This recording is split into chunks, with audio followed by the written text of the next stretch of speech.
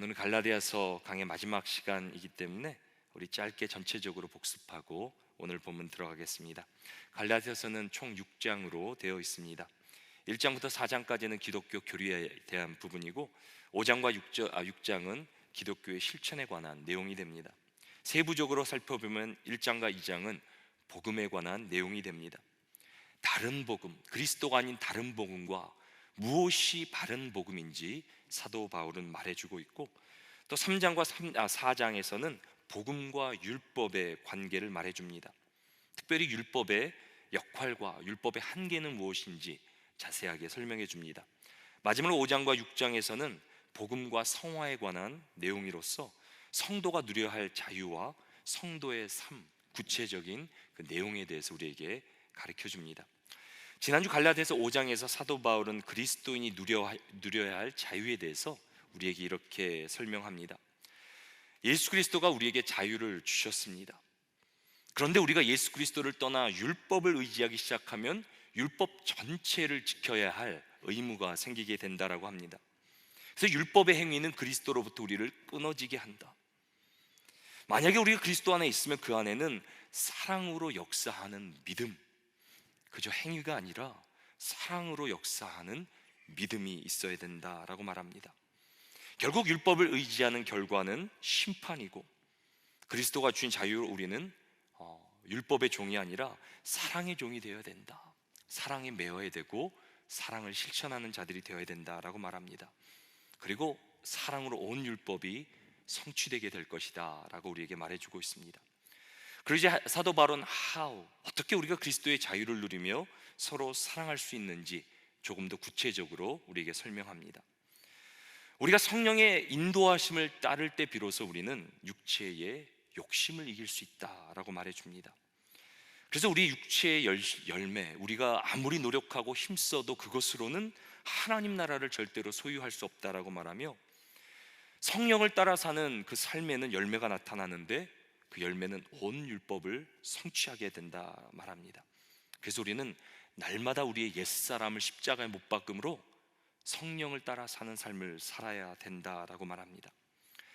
우리 옛사람을 십자가에 못 박는다는 것은 우리의 주권이 이제는 그리스도 안에 있음을 말합니다. 더 이상 우리가 죄와 죽음과 율법의 종이 아니라 예수 그리스도의 십자가 안에서 우리는 자유함을 얻어 이제는 그리스도의 종이 되었음을 선포하는 것입니다. 더 나아가 십자가에 못 박는다는 것은 마귀를 대적하는 것을 의미합니다. 끊임없이 마귀는 우리를 정죄하지만 우리의 옛사람은 이미 십자가에 못 박혀 죽었기 때문에 더 이상 마귀는 우리를 정죄할 수 없습니다. 그래서 우리가 십자가의 옛사람을 못 박음으로 마귀의 정죄를 대적하는 것입니다. 날마다 예수로 죽고 예수로 살아 그리스도의 영이신 성령의 인도하심을 받을 때 우리는 비로소 성령의 열매를 맺는 삶을 살게 됩니다.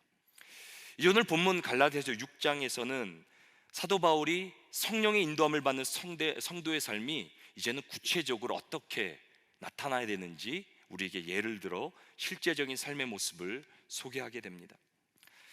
여러분들은 성령의 인도하심을 받는 한 성도의 삶을 그려본다면 무엇을 생각하십니까? 여러분들이 실제적으로 성령의 인도하심을 받는다면 여러분들의 삶 가운데 어떤 모습이 펼쳐져야 합니까? 우리는 흔히 성령 이렇게 말하면 각양 다양한 어떤 성령의 능력들, 은사들, 그런 것들을 생각하는 경우가 있습니다. 우리는 성령이 주는 은사와 능력을 사모해야 됩니다. 우리의 씨름은 혈과 육에 관한 전쟁이 아닙니다. 영적 전쟁이기 때문에 우리의 혈과 육, 우리의 능력으로는, 열심으로는 절대 싸움에서 이길 수 없습니다. 우리는 은사와 능력을 사모해야 됩니다. 필요합니다. 하지만 은사와 능력보다 더 중요한 것이 있습니다. 하나님께서 왜 그것들을 주시는지 그에 관한 목적입니다. 사람이 집을 짓기 위해, 세우기 위해 톱과 망치 같은 도구가 필요합니다. 근데 톱과 망치로 집을 짓지 않고 오히려 사람을 해칠 수도 있습니다.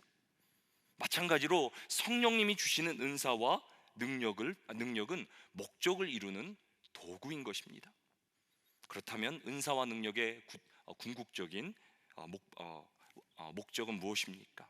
그 목적은 예수 그리스도의 몸을 세우는 것입니다. 그래서 사도 바울은 성령의 인도하심을 받는 성도의 실제적인 삶, 우리 가운데 나타나야 되는 삶의 모습을 이렇게 우리에게 가리킵니다. 우리 6장 1절 말씀 우리 같이 한번 읽겠습니다. 형제들아, 사람이 만일 무슨 범죄한 일이 드러나거든 신령한 너희는 온유한 심령으로 그러한 자를 바로잡고 너 자신을 살펴보아 너도 시험을 받을까 두려워하라. 사도 바울이 전달하고자 하는 성령의 이끄심을 받는 성도의 실제적인 삶의 모습은 무엇입니까? 서로의 연약함을 온유함으로 바로 잡아주는 것입니다. 1절에서 넘어지다라는, 범죄하다라는 원어는 넘어지다라는 의미를 포함하고 있습니다. 어떤 사람이 영적으로 넘어졌을 때, 쓰러졌을 때, 잘못된 길을 가고 있을 때 바로 잡아주는 삶이 바로 성령의 인도하심을 받는 성도의 삶이다 라고 말해주고 있습니다. 여기 1절에 바로 잡는다라는 단어의 원어적 의미는 어긋난 뼈를 정상적으로 맞추다라는 말입니다. 여러분 혹시 탈골이라는 증상을 경험해 보셨습니까? 저는 직접 경험해 보지 못했지만 주위에서 어깨가 탈골된 분을 이렇게 본 적이 있습니다. 엄청나게 고통스러워 보였습니다.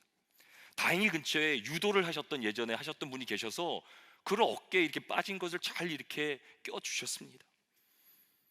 근데 성령의 인도하심을 받는 삶의 실제적인 모습이 어긋난 뼈를 맞춰주는 것이다 라고 사도 바울은 우리에게 말해주고 있습니다. 여러분들 상상해 가십니까? 예수 그리스도의 몸을 그려봐야 되는데요, 예수 그리스도의 몸에 마디마디가 어긋나서 움직이지도 활동도 못하고 고통스러운 모습, 이런 모습을 우리는 그려봐야 됩니다. 뼈 마디마디가 다 어긋나 있고 탈골돼 있어서 더 이상 기능을 하지 못하고 고통스러워하는 모습, 그것이 때로 이 시대를 살아가는 교회의 모습입니다. 교회를 구성하고 있는 성도들의 관계가 끊어지고 어긋나고 상처받고 고통스러워하는데도 불구하고 아무도 그 뼈를 맞추려고 하지 않고 오히려 서로의 연약함을 손가락질하는 모습, 그런 모습이 우리가 때로는 섬기고 있는 이민교회의 현주소 아니겠습니까? 근데 사도 바울은 1절에서 성도의 삶에 관해 뭐라고 우리에게 가르칩니까? 형제들아, 사람이 만일 무슨 범죄한 일이 드러나거든 신령한 너희는 온유한 심령으로. 이게 무슨 뜻이냐면, 여기서 신령한 너희들이란 말은 성령의 인도하심을 받는 성도를 의미합니다. 그리고 온유한 심령은 5장에 나오는 온유, 성령의 열매를 말합니다. 성령이 인도하시는 성도의 실제적인 삶은 어떻게 세상 가운데 드러나야 됩니까? 그리스도의 몸이 어긋났을 때, 고통 가운데 있을 때 성령님이 주시는 온유한 마음으로 조심스럽게 살살 그 뼈를 맞춰가는 삶, 그러므로 그리스도의 몸을 온전하게 세워가는 삶, 그 사람이 바로 성령의 인도하심을 받는 성도라라고, 그것이 성도의 모습이라라고 사도 바울은 우리에게 말해주고 있습니다. 그렇게 할 때 놀라운 역사가 일어날 것이다 말합니다. 2절입니다. 우리 제가 읽어드립니다. 너희가 짐을 서로 지라, 그리하여 그리스도의 법을 성취하라. 우리는 남이 아니라 존귀한 그리스도의 몸을 이루는 지체라는 것입니다. 그래서 우리가 사랑으로 서로의 무거운 짐, 연약함을 지어줄 때 그리스도의 법, 그리스도의 십자가에서 이루신 율법의 성취가 우리를 통해, 교회를 통해 이루어지게 될 것이다 라고 말해주고 있습니다. 근데 여기서 우리가 조심할 것이 있습니다. 내가 남들을 섬기고 도와주는데 내가 다른 사람보다 더 나아서, 잘나서 섬길 수 있는 것이 아니라는 것입니다. 자신을 남보다 더 낫게 여기면 속는 것이다 라고 사도 바울은 말하고 있습니다. 그런 교만한 마음으로 다른 사람을 섬기게 되면 어떻게 됩니까? 결국 육체의 열심으로 내가 또 드러나게 됩니다. 그래서 남을 섬기기 전에 먼저 내가 성령님의 인도하심을 받는지, 내가 그리스도 안에 있는지 자신을 돌아보라 라고 사도 바울은 말합니다. 4절과 5절 4절과 5절인 제가 읽어드립니다. 각각 자기의 일을 살피라. 그리하면 자랑할 것이 자기에게는 있어도 남에게는 있지 아니하리니 각각 자기의 짐을 질 것이라. 여기 5절에 짐이란 단어가 나오고 2절에도 짐이란 단어가 나오는데 이 두 단어는 원어적으로 보면 완전히 다른 별개의 단어입니다. 5절에 나오는 2절에 나오는 짐은 혼자서 짊어질 수 없는 무거운 짐을 의지하고 5절의 짐은 혼자서 짊어야 되는 배낭 같은 그런 짐을 의미합니다. 무거운 짐이 있으면 어떻게 됩니까? 무거운 짐으로 우리가 무너지고 넘어지고 쓰러질 때는 서로 일으켜 주어야 된다는 것입니다. 그러나 각자에게 주어진 은혜의 그 배낭, 은혜의 그런 자리가 있다라고 합니다. 그래서 각자에게 주신 은혜, 그 은혜를 우리가 감당해야 된다. 우리에게 주신 역할을, 우리의 사명을 각자가 감당해야 된다 그럽니다. 그래서 성령의 사람은 남에게 자신을 드러내지 않고 자랑하지 않고 각자에게 주신 그 은혜대로 그 은혜의 자리에서 순종하는 사람이 되어야 된다라고 사도 바울에게 가르쳐주고 있습니다. 이것이 성령이 인도하시는 실제적인 삶의 첫 번째 모습입니다. 영의 눈이 열려 서로를 예수 그리스도의 몸으로 보고 연약한 지체들을 겸손함으로, 온유함으로, 성령의 마음으로 세워주는 것, 그것이 성령의 사람입니다. 우리 성도의 실제적인 삶의 첫 번째 모습, 우리 같이 한번 1번부터 4번까지 같이 한번 믿음으로 고백하십니다. 서로의 연약함을 온유함으로 바로 잡아 주어야 합니다. 서로의 짐을 지어줄 때 율법이 성취됩니다. 자신을 남보다 더 낮게 생각하면 속는 것입니다. 각자에게 주신 은혜의 자리에서 순종해야 합니다. 아멘. 이제 사도 바울은 6절에서 10절까지 성도의 실제적인 삶의 두 번째 모습을 우리에게 소개합니다. 우리 먼저 6절 같이 한번 읽어보겠습니다. 가르침을 받는 자는 말씀을 가르치는 자와 모든 좋은 것을 함께하라. 사도 바울은 가르침을 받는 자는 말씀을 가르치는 자와 모든 좋은 것을 함께하라라고 말합니다. 제가 2024년 돌아보니까 우리 말씀 사역자로서, 말씀을 전하는 자로서 우리 성도들에게 너무 감사드립니다. 수요일 날 힘들고 어렵고 바쁜 와중에도 말씀을 사모함으로 함께 동참해 주시고 말씀을 붙들고 나아가는 여러분들의 모습이 얼마나 감사한지 모릅니다. 또 특별히 충현성교회에는 우리 말씀 사역자들, 우리 목회자들, 교육자들을 참 잘 섬겨주시는 교회입니다. 제가 얼마나 감사한지 몰라요. 부족하고 연소하고 경험이 없지만 하나님의 말씀을 선포할 때 그 말씀을 하나님의 말씀으로 듣는 성도들을 보며 제가 더 큰 감동을 받게 됩니다. 2020 특별히 4년 우리 수요 찬양 예배 가운데 동참해 주신 여러분들, 제가 이 자리를 빌어 너무 감사드립니다. 근데 가르침을 받는 자와 좋은 것을 함께 하라는 의미가 무엇입니까? 여기에 초점은 가르치는 자에게 있는 것이 아니라 하나님의 말씀, 그것이 너무 소중하기 때문에 하나님의 말씀을 최고의 가치로 여기라라는 것에 핵심이 있습니다. 성령의 인도하심을 받는 성도는 그 어떤 것보다 하나님 말씀을 가장 큰 가치로 여겨야 합니다. 왜?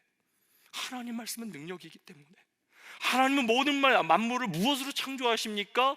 말씀으로 창조하십니다. 예수 그리스도는 누구십니까? 말씀이 육신이 되어 이 땅에 오신 분이십니다. 성령 하나님의 역할이 무엇입니까?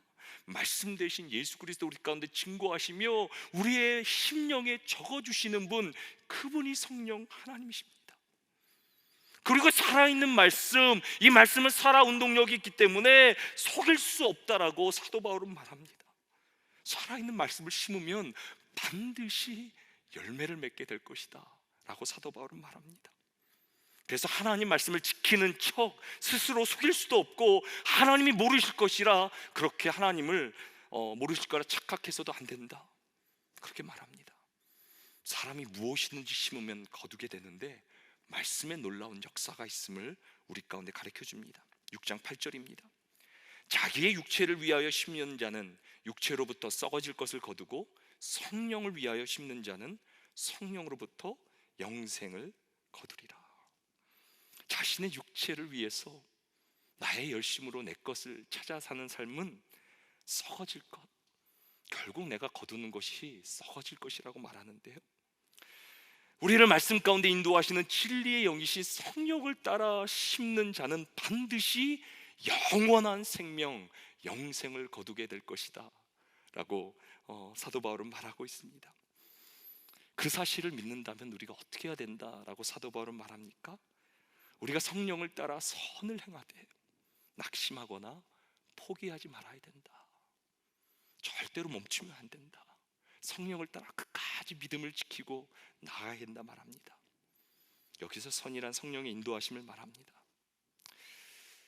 우리 성도들 가운데 성령님의 인도하심을 따라 오늘도 눈물로 기도하시는 분들이 계십니다. 자녀들을 위해, 또 우리 환우들을 위해, 연약한 성도들을 위해, 또 삶의 하나님의 영광을 따라 살기 위해 기도하시는 분들이 계십니다. 더 나아가 우리 나라와 민족, 무너져가는 이 시대를 위해 기도하는 중보자들이 있습니다. 우리가 지금은 비록 눈물로 씨앗을 뿌릴지 모르지만 반드시 말씀은 성취가 되어 놀랍게 역사하여 기쁨으로 우리 모두가 단을 거두게 될 날이 올 줄로 믿습니다. 그래서 우리는 끝까지 기도해야 되는 거예요. 절대로 멈추지 말라고, 포기하지 말라고, 실망하지 말라고. 말씀을 심으면 그것은 영원한 가치, 영원한 생명을 우리 가운데 준다라고 분명히 말해주고 있습니다. 그리고 선을 행하는 데 있어 사도 바울은 중요한 한 가지를 우리에게 전하는데요, 6장 10절입니다. 그러므로 우리는 귀에 있는 대로 모든 이에게 착한 일을 하되 더욱 믿음의 가정에게 할지니라. 모든 이에게 착한 일을 하는데 특별히 믿음의 가정들에게, 쉽게 말하면 교회에서 더 선한 일을 하라라고 말합니다. 우리는 선을 행하되 교회 안에서 더욱 힘써야 합니다. 근데 이거를 잘못 오해하면 너무 이기적인 게 아닌가, 뭐 교회 사람들하고 이렇게 친하게 지내고 뭐 선을 행하라 그런 말로 착각할 수 있는데요, 그것이 아니죠. 하나님의 궁극적인 목적은 그저 세상이 말하는 선한 일이 드러나는 것이 아니죠. 하나님은 세상을 구원하시기 위해 자기의 독생자 예수 그리스도까지 주신 분이시죠. 가장 선한 일이 무엇입니까?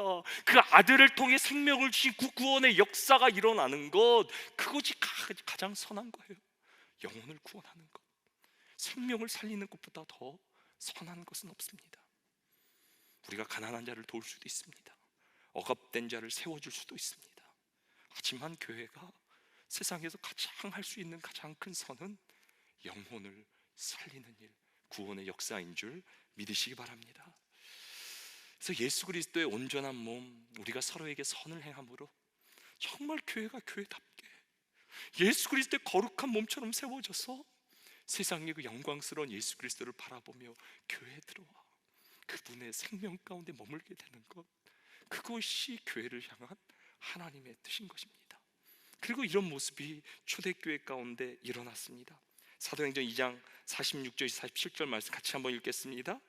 날마다 마음을 같이하여 성전에 모이기를 힘쓰고 집에서 떡을 떼며 기쁨과 순전한 마음으로 음식을 먹고 하나님을 찬미하며 또 온 백성에게 칭송을 받으니 주께서 구원받는 사람을 날마다 더하게 하시니라. 아멘. 하나님께서 우리에게 그 아들 예수 그리스도를 주셨는데요, 그저 나 하나 잘되게 하시려고 부르신 거 아니에요. 우리 가족 하나, 우리 교회 하나 잘되게 해보시려고 예수 그리스도를 보내주신 게 아니에요. 독생자를 주셔서 온 인류 가운데 하나님 살아계심을, 그분의 구원을 전파하기 위해 우리를 부르신 줄 믿으시기 바랍니다. 하나님의 꿈을 깨달아 우리가 그저 나의 생각을 벗어나 성경의 복음의 꿈을 꾸고 하나님의 말씀으로 나아가는 가운데 우리 중현성교회 성도들을 통해 이 남가주를 넘어 모든 열방 가운데 예수 그리스도를 믿어 생명이 살아나는 역사가 일어나게 되기를 주님의 이름으로 축원합니다. 저는 그렇게 믿어요. 우리 교회를 통해, 우리 교회 성도들을 통해 이 남가주 가운데 부흥의 역사가 일어날 것, 생명이 살아나는 역사가 일어날 것을 저는 믿습니다. 이제 사도 바울은 마지막 11절부터 18절까지 이제 갈라디아서 전체를 요약합니다. 한마디로 이 부분은 갈라디아서의 축소판이라고 할 수 있습니다. 그래서 11절에 들어가며 사도 바울은 이렇게 전합니다. 내 손으로 너희에게 이렇게 큰 글씨를 쓴 것을 보라. 큰 글씨가 무엇입니까? 중요하다는 말입니다. 집중하라는 말입니다. 먼저 갈라디아 전체를 이제 요약하면서 거짓 교사들에 대해서 이렇게 요약합니다. 12절과 13절 우리 같이 한번 읽어보겠습니다. 무릇 육체의 모양을 내려 하는 자들이 억지로 너에게 할례를 받게 함은 그들이 그리스도의 십자가로 말미암아 박해를 면하려 함뿐이라. 할례를 받는 그들이라도 스스로 율법은 지키지 아니하고 너에게 할례를 받게 하려 하는 것은 그들이 너희의 육체로 자랑하게 함이라. 이제 거짓 교사들이 갈라디아 교회에 들어왔는데 이들의 목적은 무엇입니까? 그리스도의 복음이 아닌 다른 복음을 전한다. 거짓 교사들은 십자가를 피하고 육체를 자랑하려고 합니다. 예수 그리스도의 십자가를 부끄러워하고 그 십자가의 길을 걷지 않고 자기의 육신의 자랑을 드러내려 하는 것, 그것이 결국 세상 거짓 교사들이 하는 일이라 라고 갈라디아서를 요약합니다. 하지만 바울은 14절에서 뭐라고 증거합니까? 그러나 내게는 우리 주 예수 그리스도의 십자가 외에 결코 자랑할 것이 없으니 그리스도로 말미암아 세상이 나를 대하여 십자가에 못 박히고 내가 또한 세상을 대하여 그러하니라. 사도 바울은 뭐라고 말해요? 세상의 거짓 선생들은 자기의 육체를 자랑할 것밖에 없는데 사도 바울은 예수 그리스도밖에 자랑할 것이 없다. 나는 다른 것이 없다. 예수 그리스도만 자랑할 것이다 라고 그렇게 말합니다. 왜 그렇게 사도 바울은 예수 그리스도를 자랑합니까? 우리는 그리스도 안에서 새로운 피조물이 되었기 때문입니다. 더 이상 죄와 사막의 율법의 종이 아니라 우리는 자유자로 하나님의 자녀로 옛사람은 십자가에 죽고 이제는 하나님의 영광스러운 자녀가 되어 사랑하는 자유, 하나님의 자녀로 하나님의 유업을 누리게 되는 자로 우리가 살게 되었다. 그런즉 누구든지 그리스도 안에 있으면 새로운 피조물이라 이전 것을 지나갔으니 보라 새 것이 되었도다. 그렇게 믿으십니까? 새 것이 될 것이다, 새 것이 될 수도 있다가 아니라 이미 되었다라고 완료형으로 사도 바울은 외치고 있습니다. 우리는 이미 예수 그리스도 안에서 새 것이 된 줄 믿으시기 바랍니다. 저를 따라 믿음으로 고백하십니다. 나는 새로운 피조물입니다. 나는 하나님의 자녀입니다. 그렇게 믿으신다면 여러분 안에 이미 영생이 있는 줄 믿으시기 바랍니다. 그리고 하나님의 자녀로 살아가는 성령의 인도하심을 따라 산 사람에게 주시는 놀라운 복을 이제 마지막으로 말하는데요, 우리 갈라디아서 6장 16절 말씀 우리 같이 한번 읽겠습니다. 무릇 이 규례를 행하는 자에게와 하나님의 이스라엘에게 평강과 긍휼이 있을지어다. 이제 하나님의 자녀가 되어 세상의 법이 아니라 성령의 뜻을 행하는 자에게는 평강과 긍휼이 있다라고 말합니다. 이 평강은 세상이 알 수도 줄 수도 없는, 세상의 환난 가운데서 뺏어갈 수 없는 하늘의 평강, 샬롬을 말합니다. 예수님께서 우리를 화목하게 하시고 하나님과 우리 가운데 모든 막힌 담을 해소하시고 이제는 우리 가운데 하늘의 평강이 임했다라고 말합니다. 더 나아가 여기 긍휼이라고 번역된 헬라어는 구약의 헤세드라는 단어에서 비롯됐습니다. 하나님의 무한한 사랑, 한 번 택한 백성을 절대 끊지 않으시고 버리지 않으시는 하나님의 사랑이 우리 가운데 임하게 될 것이다 라고 말합니다. 저는 이 사도 바울이 말하는 하늘의 평강과 하나님의 끊어질 수도 없고 끊어지지도 않는 영원한 사랑을 우리 모두가 날마다 누리게 되기를 주님의 이름으로 축원합니다. 이제 말씀을 한번 제가 적용해 보겠는데요, 우리는 예수 그리스도의 몸입니다. 이것보다 더 큰 우리의 정체성은 없습니다. 그래서 성령의 인도하심을 받는 성도는 서로의 연약함을 온유함으로 성령이 주시는 마음으로 바로 잡아주는 사람, 예수 그리스도의 몸을 세우는 사람이 바로 성령의 사람입니다. 우리가 사랑으로 서로의 짐을 지어줄 때 율법이 성취되며 예수 그리스도의 영광스러운 몸이 세상 가운데 드러날 것이다 라고 사도 바울은 말합니다. 더 나아가 하나님 말씀은 살아있는 능력이라 라고 말합니다. 하나님 말씀을 가장 큰 가치로 여기고 그 말씀을 행할 때 반드시 영생을 거두게 될 것이라고 말합니다. 그리고 우리는 교회 안에서 선을 행함으로 성령을 따라 살아감으로 교회를 통해 영원히 구원받는 가장 큰 선을 이루어야 된다라고 사도 바울은 갈라디아서를 통해 우리에게 말해주고 있습니다. 그럼 마지막에 보면 사도 바울이 나에게 예수의 흔적이 있다라고 말합니다.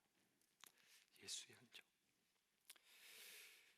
사도 바울은 예수 그리스도를 깨닫고 정말 온갖 주님을 위해 고난을 받았습니다.